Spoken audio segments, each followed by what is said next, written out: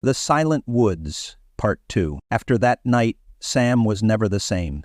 His friends were lost to the forest forever, and though he returned to town alive, he was far from whole. His eyes, once full of life, now seemed empty, as if his soul had been left behind among the trees. No one believed his stories about Evelyn, the whispers, or how the forest itself had closed in on them.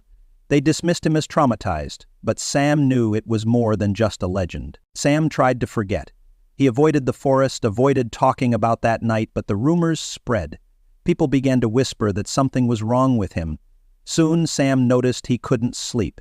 Every night, Evelyn appeared in his dreams, standing at the forest's edge with her glowing lantern swaying to the rhythm of her haunting melody.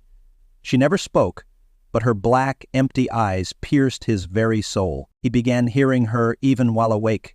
Her voice drifted in the wind, creaked in the floorboards, and echoed in the dripping of water. The forest was calling him back. Sam tried to uncover what had happened to his friends.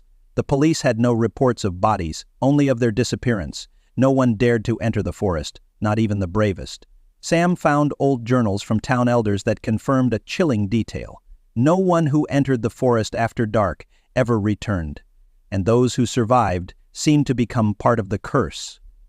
One night, Sam found a note slipped under his door. It read, "She is calling you. If you don't return, she will come for you." Sam knew resistance was futile. He packed a lantern, a knife, and a camera, determined to record whatever would happen.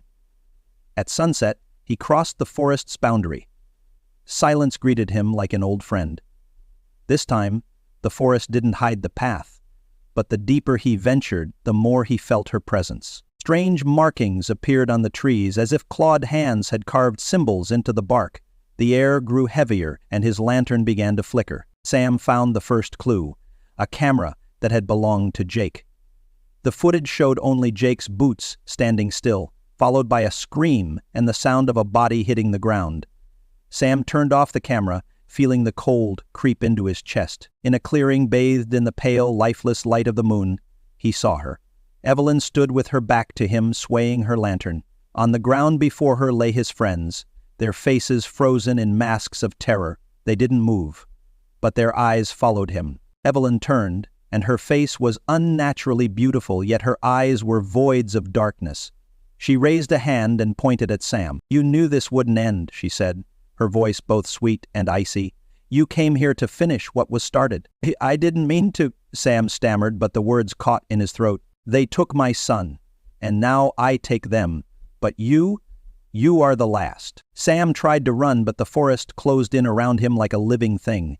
Trees blocked his path, roots grabbed at his feet. Evelyn approached, her lantern flaring brightly. Sam felt his body grow heavy. He fell to his knees, unable to resist.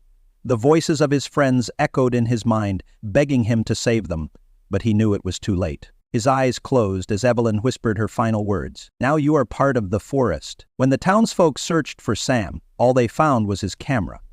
The last footage showed the forest filled with whispers, and then Evelyn's face staring directly into the lens. From that day on, the forest consumed the town entirely. People vanished one by one. Soon the town was abandoned, leaving only trees and eternal silence in its place. The camera pans over the forest. Evelyn's lantern flickers in the distance, its light still swaying. Her song grows louder as the screen fades to black. She's no longer searching. She has found.